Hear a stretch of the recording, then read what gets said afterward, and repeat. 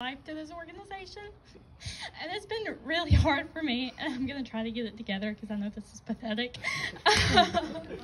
But if you know me, I'm not emotional. This is my once a year where I get the crack. But anyway, so my high school years have been riddled with anxiety. I was so good at hiding it for so long, at hiding behind loud friends and even the blue jacket as I entered high school. But I never felt good enough. I was a shell of a person, as Caden mentioned. I put that off as the most evil person in order so that nobody would talk to me. But I was a pretty awesome shell, in my opinion. I had all the right qualities. I did everything right. I said all the right things. But inside, I was completely lost. I didn't know what was wrong with me. I didn't know there was anything wrong with me because everybody told me I was fine. It was okay. This is how everybody was at some point. And when we went to SLC, it was my first and my last time going because of COVID. In 2019, it was at the end of the summer, and we had an awesome officer team that year. Absolutely loved everybody on that team. It was there I got to finally sit down and talk to Daniel Toole, who was the state president of that year. And lo and behold, he used to wrestle in high school. I think he only went to like 3 practices, but he was still into it. And if you know me, our family is wrestling every weekend. That's the reason my brother isn't here, because he is at a national tournament this weekend. But through Daniel, I talked about my goals in life in an FFA and about my favorite thing, wrestling, about what he was going to do after college because he was at NC State at that time. And I even confided in him about my desire to run for state office. And before, I had never thought that that was something I'd be able to do because I was so shy and didn't let anybody in.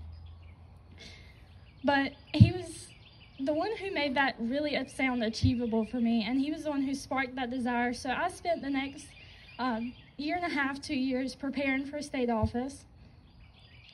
And as I became a junior, those same anxieties came right back. I was going through periods of depression. I lost a lot of friends during that time, and I really hated doing that, but it just wasn't something I had control of. I know I have sat in Miss Robinette's office and many a times crying about it, about classes, about why I wasn't good enough. Well, she was another person that helped me get on the right track. And then with the pandemic, I hit a pretty okay place, surprisingly, because I was able to be by myself and reflect. Self-reflection is something I have really grown fond of. And the Tar River Bandits came to town, and I absolutely hate baseball. I think it's an over-glorified game of catch. Because it is. I don't know why it's a thing. But with that team came some pretty cool guys who came from Washington State, Florida, West Virginia, and even Ohio. And some of those kids should not have been let out of elementary school.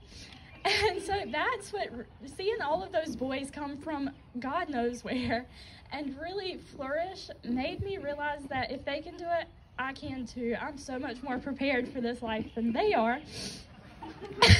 So, I can cook my own meals and know how to turn the water in a camper on.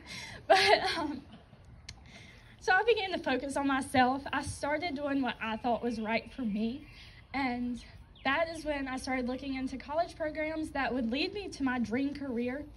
And it's because of those boys and Miss Robinette and this FFA chapter that I have decided to go to Kentucky for equine rehabilitation, and I'll be going to chiropractic school. It is my dream career, no matter how weird it is. And I just would love to let y'all know that although this organization is so great, do not let yourself become so wrapped up in it that it is all that you are. I know I did that for so long. Be yourself. Don't fit a form. And that is really all I have to say, because I know I hide behind things that I shouldn't. And so I'm just telling you to be yourself. So thank you to my FFA family for the last 6 years. I was adding it up today. I've spent a third of my life with you people. I don't know why, but I do love y'all. And I thank everybody who I've met along the way, whether they're here tonight or not, and my family as well. So I do love y'all. Thank you for a great third of my lifetime.